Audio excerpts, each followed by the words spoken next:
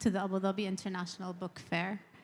Renowned for her innovative designs and groundbreaking contributions to the field of architecture, Lina Al-Ghutme stands as a beacon of creativity and excellence in the industry.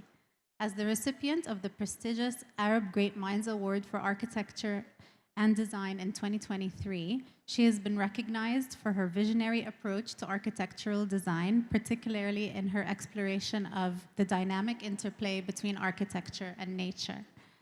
Throughout her illustrious career, Lina has demonstrated a profound understanding of the symbiotic relationship between the built environment and the natural world. Her designs seamlessly integrate natural elements such as sunlight, wind, and vegetation, creating spaces that are not only aesthetically pleasing, but also environmentally sustainable.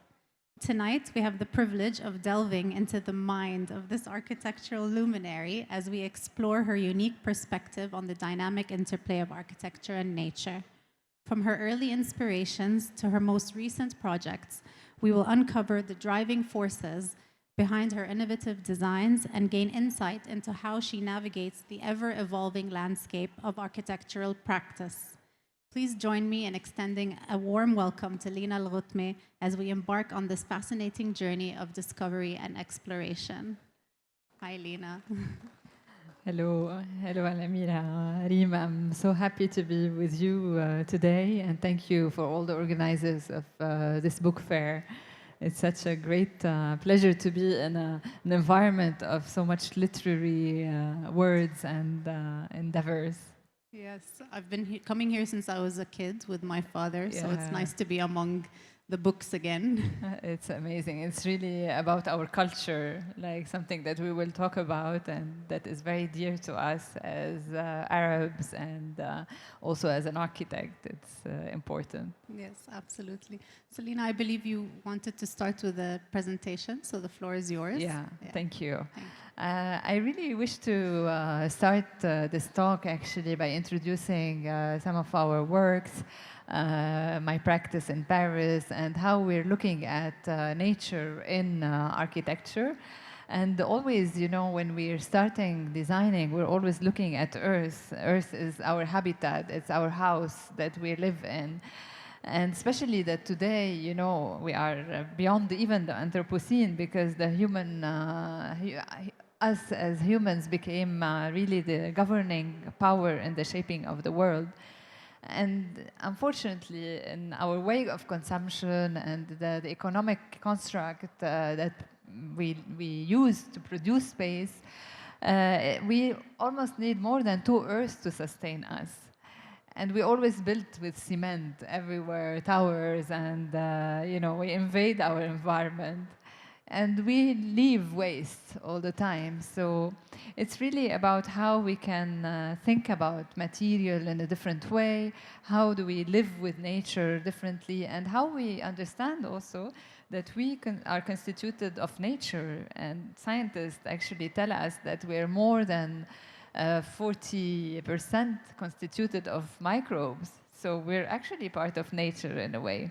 So that's what brings me always to question the presence of nature in the large sense of the word in architecture. We can see it in cities like Beirut, like really coming through the built environment, even in its most modest shape. And this is something that an ethos that I brought through different projects. This is the Estonian National Museum that we delivered in Estonia in 2016. And it's their national museum that talks about their culture. It is set on a Soviet ex-military airbase, and it dialogues with nature, and it tries also to bring nature as part of its architecture. Especially there, actually, I was faced with -20 in wintertime. So how do you build in such an environment? And even the spaces became places for manifestation of art that looks like nature, like this big bear here. But when we build in extreme climates, we always learn to build differently. We learn to build in a more sustainable manner, where we consume less. So this project had to consume less energy, live with less maintenance, and have less exchange with its outside. It's we hear the prayer also. I continue. So we see also this gown of this building that is really coming around it, protecting it. And again, also about architecture that is in synergy with its nature. So it goes like really dying into the ground and continuing that ground. When we see here like this photo of this building in Beirut, which is a residential building, it's about really talking about a city that is built on itself all the time, and really also bringing nature as it existed in many vernacular buildings in the past as part of architecture. This is a photo of Ottoman Beirut. And the whole building is about really working with the hand, bringing this almost like an earth, verticality of earth into the ground. So it really anchors us in the ground and brings nature as part of the building. We will talk about that relationship that is so important of nature in architecture. So like it's chiseling the whole facade by hand, also looking at moments in Beirut where nature exists as part of the ruin and bring beauty in the landscape and in the urban scape. So here also, like maybe a question is how we can bring different scales of nature as part of architecture. So every window has a different scale of nature. We have the small plants and then the larger plants that really grow vertically within that building. So showing some of the photos about how it also sits within its urban landscape. And sometimes when we build that way, buildings become more resilient. So here, when the explosion happened in Beirut, the building really resisted that explosion, and all the facades stayed intact, except for the glass, of course. And then we see nature also really being anchored in that building without being destroyed. So it's playing between the vernacular, between the future. How do we find another language in architecture? Or this museum that is dedicated for artists who depicted the history of Lebanon in that case, that is stuck within the landscape of the mountains, and talking about that also preciousness of the landscape that we see here, some of the photos of the place. Here we thought about this museum as almost a home rather than just an institution, a cold institution, but really a place where we are invited to be in a home like a Liwan, where all the artwork is surrounding us like a library. So it's about bringing interaction with that library, with that space, and also thinking about the building as an ecosystem that collects water, that allows nature to exist, that is active in its environment rather than a passive element. This is the first low-carbon energy-positive building in France, and it's in Normandy. And here we learn how to, again, foster that role of building having a positive impacts on their environment. And to do that, we build with local material. And here we used bricks because bricks is manufactured locally. We try to research the place, compact a structure, and using the earth of the site to build the project. So it's all the earth that we use to make these bricks. We built 500,000 bricks, and we used, again, the traditional techniques, but also using contemporary technology to build with our knowledge today. We dried them, and then one by one, they were used by the masons. Again, we taught the masons how to build again with brick. It was like a craft that was forgotten. And then the building is talking about those also gallops of the horse. It's a place where they make saddlery. It's for Hermes. So again, the building is inviting nature inside. Before even you enter the inside of the building, you enter into nature. And all the materials used are natural. So they are bound to be brought back to earth afterwards. Some of the photos. So I won't go more thoroughly on each of the photo, but just to give you a sense of those spaces of making here. Like we can see also how it changes with the landscape and with the change of weathers. Now the landscape is growing.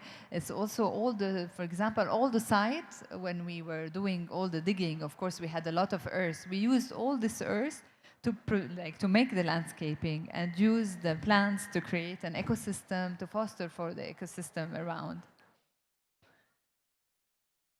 Some of the, and even we had like bees, honey we could make in the place here. This is another project that is about sustainable feeding and again against waste of food and how to make a place where we can really live, plant and teach how we eat in a more sustainable manner. So it's really about an ecosystem within the city of Paris. So how do we, in very dense urban environment, build again in wood, which is more biosourced, and allow the building to be a place of interaction between the different levels. And everything is about an ecosystem that nothing is wasted, everything is reused. On a larger scale, like a stadium in Japan, and like the stadium normally is a wasted space. So how we can use the whole stadium roof to become a park that is offered to the city of Tokyo. Another scale of housing, again, the relationship to nature here we can see. So really like from the larger scale to the smaller scale, to use natural materials, use earth here like wood, and bring that closeness to nature through the multiple scales from the urban to the architectural and to the object as we see here. Yeah, I can run these photos, but let's start our conversation. I was going to tell you P. Yeah. Code word. Lina, thank you so much. I'm so excited to be here with you today. I'm so excited to connect and talk about my two favorite topics, architecture and nature. So, you know, I'm personally curious, and I'm sure the audience would be too, at how did it start for you, this fascination with, the intersection between architecture and nature? Could you tell us a little bit about that? Maybe I showed it slightly in the beginning, but I grew up in Beirut. I left Beirut when I was 23. That was back in 2003. And when you grow in a city that has lived the war, that has been buried 7 times because of all the earthquakes, I grew up like on the 7th floor, looking down at the city that is destroyed all the time. And this desire came to rebuild in a way and to maybe think about a medium that can bring people together, but that can also bring beauty back to our environment. And I thought maybe architecture could be that medium that brings us together, that brings beauty in a city. But I was struck also that nature, in its presence in ruins, and we saw one photo with this ruin that is invaded by nature, brings beauty in a way, it heals. And so I was so attached to this idea that nature is so essential for us as human beings in our daily life, in our urban environment, but also as a medium of linking us together. Nature in a larger sense, it could be a desert, it could be a lush green space. We are attached to that lived environment that surrounds us and that makes us. Yeah, absolutely. So I imagine that was sort of the starting point or the thread that led to your, your conceptualization of the concept, the archaeology of the future. Could you tell us a little bit more about that concept that you've come up with? Yeah, again, linked to Beirut, as it was buried all the time, and during the years of reconstruction, as soon as we took out the earth, we used to discover a lot of archaeologies. And I remember observing these archaeologists at work. And when they dig into earth and then they try to find the traces of our civilization, and I thought that it was amazing that how actually architecture and the built environment went back to earth. And this idea of really becoming traces is really conceptually very interesting in a way, but also strengthens our tie to the environment, to earth. And the work of an archaeologist is also one of researching, of looking for a truth that he or she are constantly building it, because there is no absolute truth. It's a history that we are reconstructing. And I thought I was interested in that process of research And I was also interested in the fact that this research doesn't become related to the past, but it's also something that could be projected in the future. And for me, architecture is that discipline that allows us to be related to the past because it's a research-driven process, but that projects us in the future because every time we build something new, it's really related to a future that we discover, or we uncover, or we offer. So it's about the research-driven process, actually, of making architecture. That's so cool. Could you share, maybe, you shared a little bit, but is there a specific project where the design was inspired by the natural landscape that you want to maybe elaborate on a little bit more, and how nature informed your design decisions?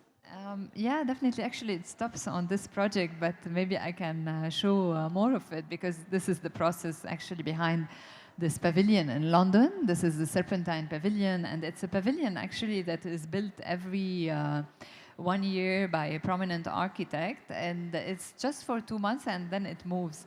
And the whole process started for me like researching what could be relevant to build today, you know.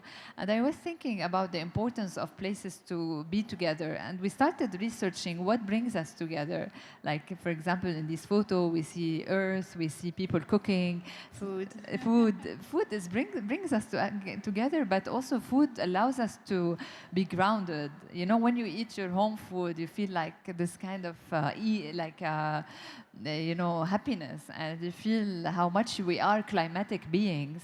So this relationship to food is that a reminder of how linked to our earth we are. And in that sense, I was interested in concepts of food, of getting together around a table. We started researching, for example, in Greek times, the symposium was held on a table. So they used to sit together, like sit on the table, eat, and have their major decisions made. Like the majlis, actually, in our culture. I'm assuming this is pre-food coma. So everyone is sitting around, sharing, you know, in a hospitality manner, eating and deciding.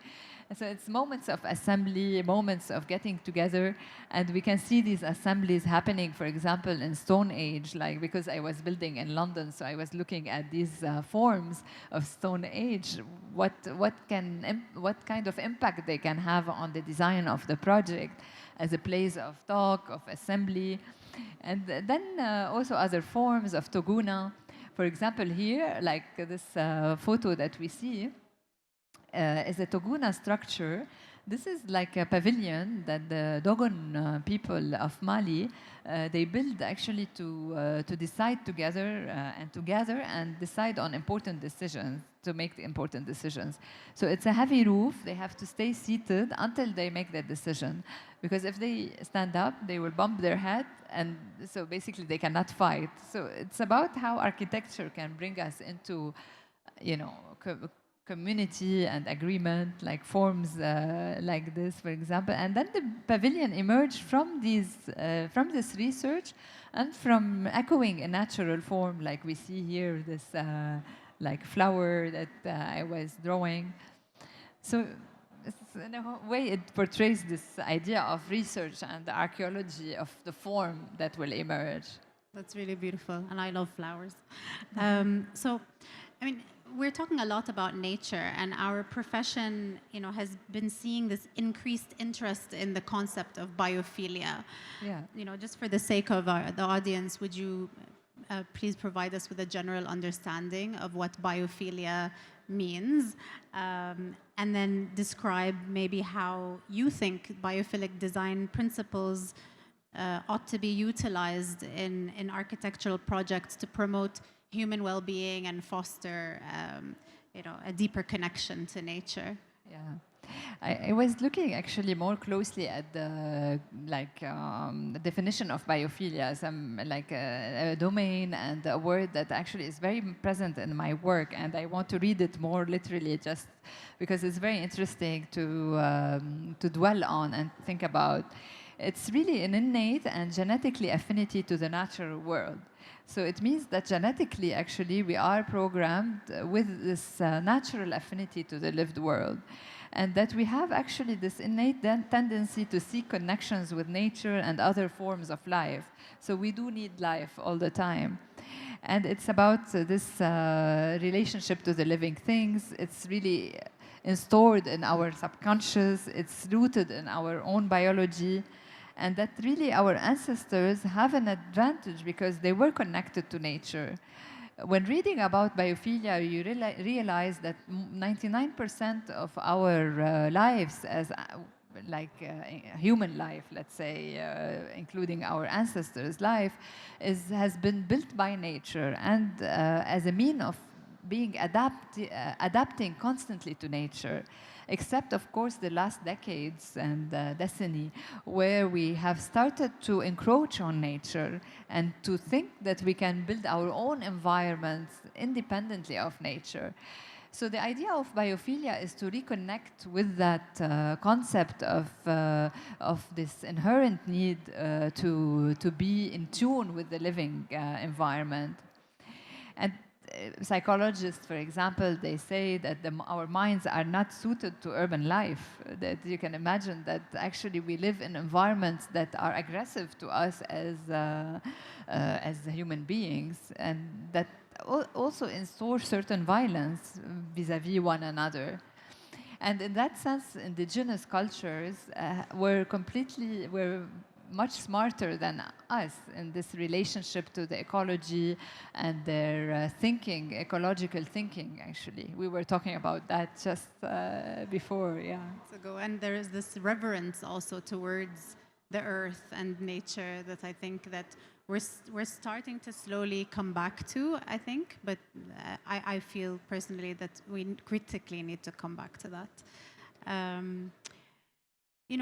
We're talking about connecting to earth, and I think one of the things that we talk about or think about when it comes to architecture is generally it's a multi-sensory experience. When you experience architecture, you're touching, smelling, seeing things. How do you leverage sensory design to evoke this deeper connection with nature? I'd like to hear a little bit about that. I think what is important in sensory design, or when we're thinking about the experience of architecture, for me what's important is that architecture should be a reminder that we are part of the environment, and that the architecture is an extension of us, of the environment. So in that sense, it's about this capacity of architecture inviting us to feel our body, to feel our senses, to be able to touch. When we looked at Stone Garden building in Beirut, which is this residential building, the whole facade invites people to come and touch it and feel this connection, actually, that we have with our environment. And craft plays an important role in that sense. This hand, our hands that link us to our intellect as well. So it's about also revising those industrial materials that we developed. Of course, we have to use technology. It's not about denegating technology. It's actually going back to sometimes vernacular materials, implementing technology and pushing them to the future.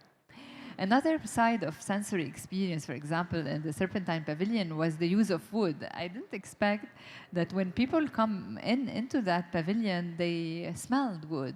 So they really felt like they wanted to stay in that place. They wanted to be, they felt nature. And that is a great well-being, and the sensory experience becomes complete. We feel our attachment to the environment in that sense. Absolutely, and you touched on this, I think, early on, how nature, there's a beauty to nature. There's this essence of beauty, and coming back to nature in architecture and this whole conversation we were having earlier, you and I, that I want to relive actually for the audience. Beauty in architecture, I mean, it comes off as super subjective, and you're talking about craft and the art of craftsmanship, and we've in the modern days turned away from traditional ornamentation and the craftsmanship that really came with, the older historical architecture. I mean, what are your thoughts around this concept of beauty, let's say? That's a very interesting and large subject. It involves so many dynamics, actually, but let's touch on a few of them here. I think, like, if we look at architecture in the past decades, beauty has been tabooed. I mean, the word even beautiful has been tabooed because, you wouldn't say a place is beautiful or ornamented. You were seeking like a very slick, minimalist architecture. And from my side, it actually detaches us from our diversity. It detaches us also from our feminine side. Femininity is also about beauty, and it's so important to be present in our built environment. It's also about craft, craft, the hand, the capacity of connecting between our intellect and our hand. And ornament is not a crime. Because, Adolf Loos, we used to say ornament is a crime. It's about really bringing back ornament as something essential in our, in our built environment. And sometimes, when I'm in a natural environment, you look at a tree and you see how it branches off in a fractal way, sometimes ununderstandable. Of course, it's governed by the laws of nature, but there is a sense of beauty, a sense of ornament in there. And that's not superfluous. It's really essential in our experience in this full world. And as human beings, we're also governed by our intuition. That is maybe substantiated by knowledge, but intuition is present, emotions are there.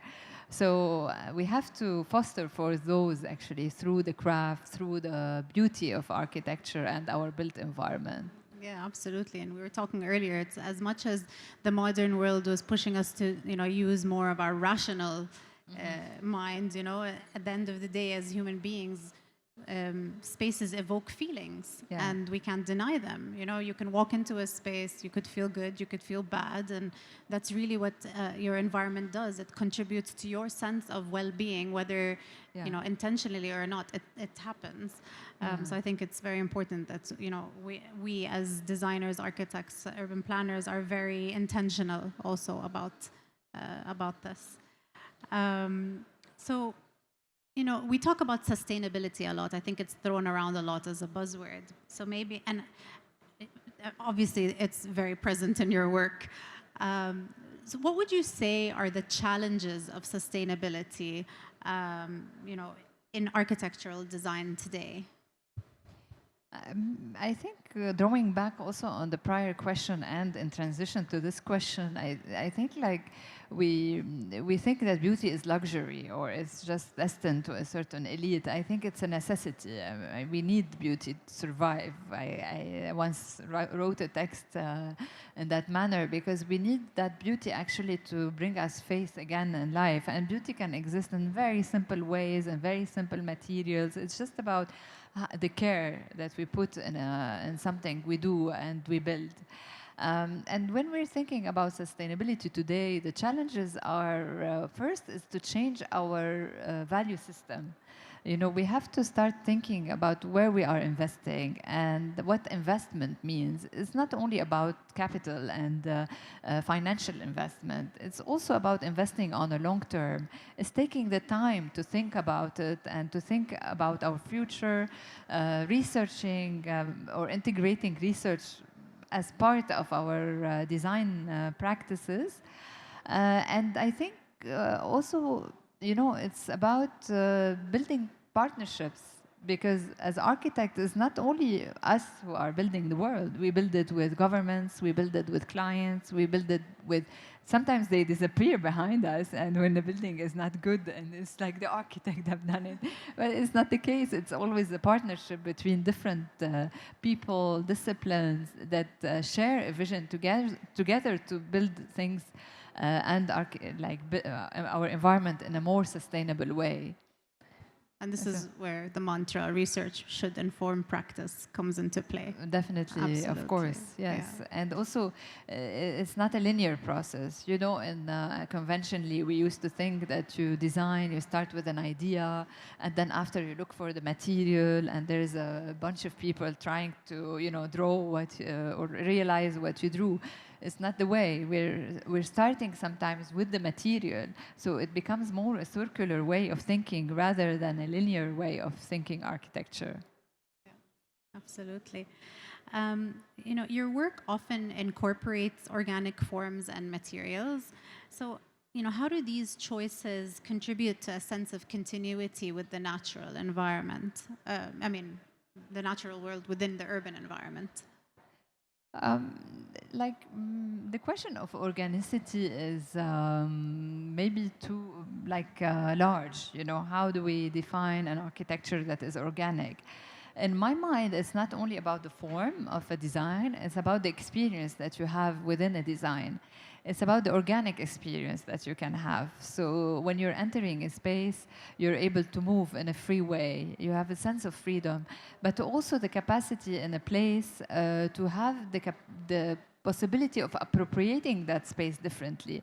So not only building functional spaces that are destined to sleep, to eat, or to work, but also places that allow you contemplation, that allow you other activities that the architect has not thought about to occur.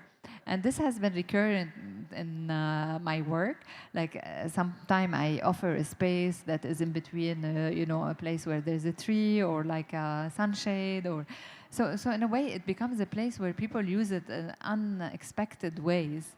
And maybe another aspect to organicity is also the capacity of a building of being used differently in the future, because even the way we are using spaces today is evolving.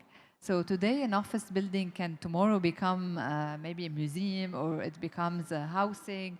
So really having the capacity of building our architecture and our built space to be flexible for the future. Yeah, absolutely. I mean, generic question, but can you just give us maybe a little bit of an idea of how using sustainable building materials and eco-friendly construction techniques in our architectural projects, like how do those contribute to reducing the environmental impact of buildings? Well, it's basically it's all about carbon footprint in the beginning. You know, it's when you're using a material, one has to start thinking that every material has an impact on the environment. And our goal is to have a positive impact. So positive impact, it means that it has a low carbon footprint. We know that carbon is the main driver today, without getting into the description of the complexity of what creates global warming, because it's not only carbon, but it is one of the triggers actually of the global warming. So basically we have to reduce our impact. So we have to measure every material we are using. We have to also think about the life cycle of the materials. So every material has to be able to go to Earth, and as soon as you think this way, you start using wood, you start using earth again, you start thinking about materials that are able to disintegrate, as we do. Yeah. We think about geo-sourced materials like stone construction, because it's here for millennium, that we can reuse it. And if we are bound to use plastics, which are, very carbon, have a heavy carbon footprint, it's about reusing what exists. You're reusing it, so it reduces actually its carbon footprint in the fact that it's not thrown as a material, reducing waste. So everything becomes a resource in that sense, and we start to feel the importance of having the possibility of measuring each material. So here we need technology to allow us to measure all the time the materials that we use. And its lifespan and durability, and it tells you how it can be reused. And also thinking about material like buildings as banks of material. It's almost like you have a building, but the building, every material you are using in, is a resource. So at some point you can dismantle the whole building, you can reuse all of the materials. It's not like a fixed structure, it's a perennial structure that is constantly in reuse. Yeah, and then you're also reducing wastage. Of course. Yeah. Wonderful. Yeah. We're almost there. I'm done grilling you very soon. I think we're still good on time. What challenges would you say or how do you navigate this tension between the built environment and the preservation of, the natural habitat in your architectural projects? It's like a delicate dance, I believe. Sorry? Yeah? It's like a delicate dance. Yeah. I think basically the challenge is to think about the construction and architecture as a positive impact. So as soon as you think it this way, it's not anymore a challenge to build. The fact that we actually build today in a way to encroach on our environment and in a way that buildings have a negative impact on their environment, they're energivore, they eat up energy, they're not built to last, etc., makes us think that it's a conflict, a constant conflict. So it's about shifting our view, thinking that we have to build in a positive way. The effort of building, it's a lot of effort, number of people building. So this act has to be positive, has to be worthwhile. That's what I believe, and I say to my team always, we have to make it worthwhile to make an architecture. So in that sense, we have to have a positive impact. So the building has to be low carbon. It has to be energy positive.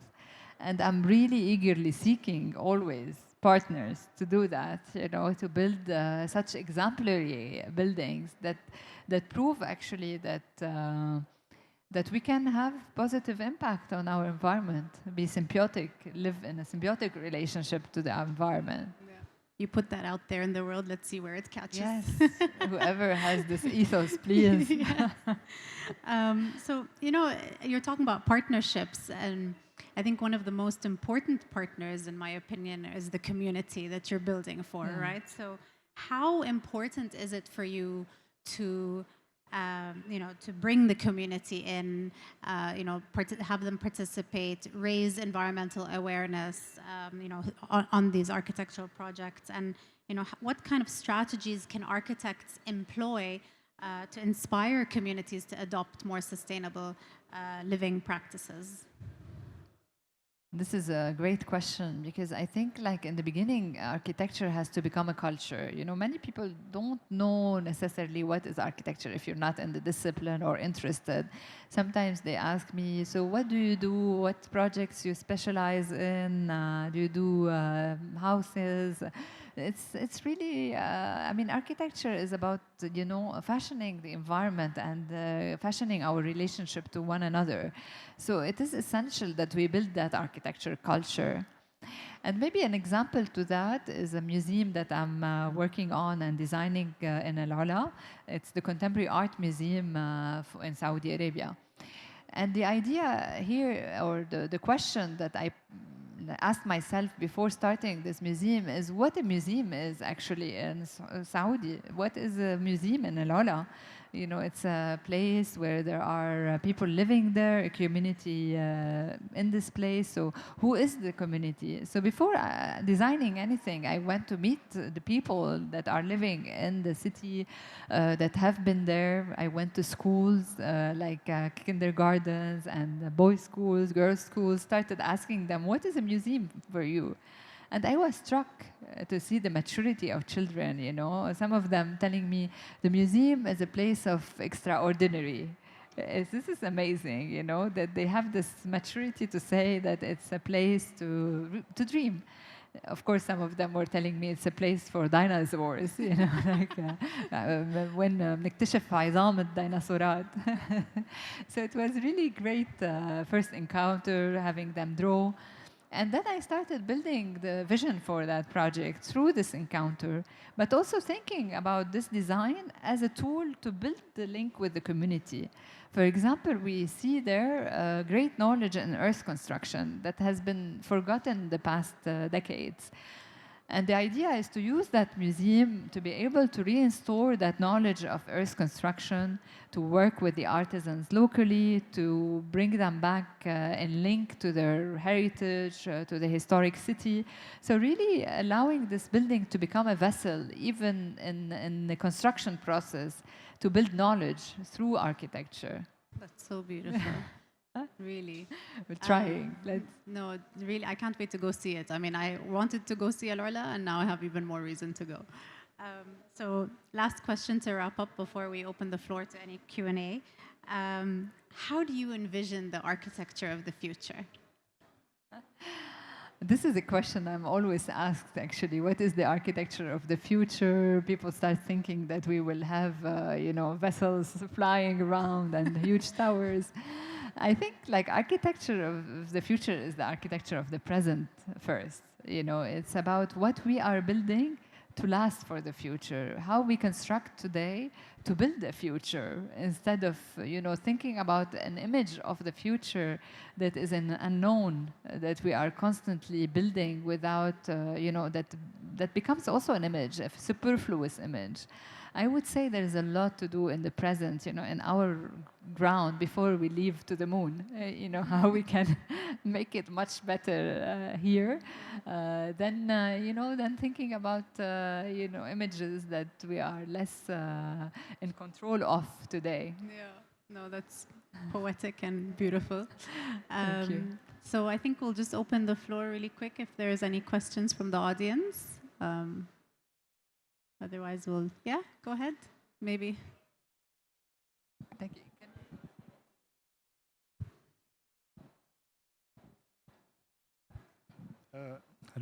Hello. Yeah, great presentation. MashaAllah, beautiful work. Thank you. I really appreciate how you have that sensitivity towards nature and the vernacular. It's very beautiful. But I have a question.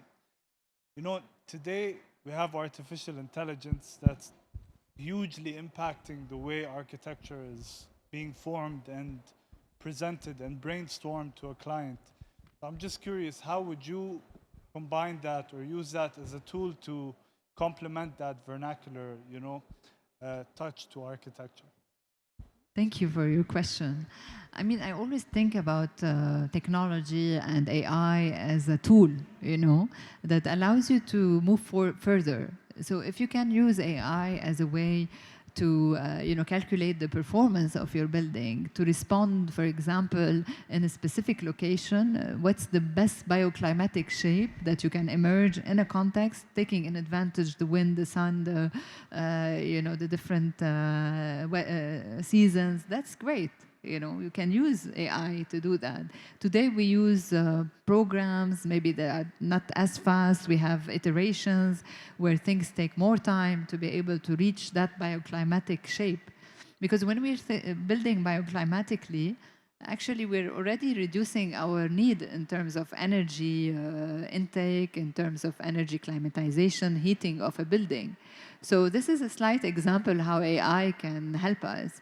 And I think it goes beyond, Midjourney or other programs that allow you to do those slick images. It's about really using the tool in its deep sense that allows us to move forward in our way of conceiving architecture. And we always need us as humans, because we will live into that in these spaces. It's very, very reassuring to hear. Yeah, no, I hope so. Let's see, in 20 years you'll ask me the question, and hopefully, inshallah. Thank you so much. Great talk, guys. Thank you so much. Any more questions? Going once, going twice. Sold. Yeah. Lina, it has been really such an honor. Thank you so much. I love our conversation. I'm so honored to be talking with you, Al-Amira Reem. Sorry. Thank you for being here. Thank you for your time, for sharing your mind with us and your philosophy. So I hope it was as great of an evening for you as it was for me. Thank you, everyone, for your being here, your presence, your attention. The session is adjourned. Thank you. Thank you.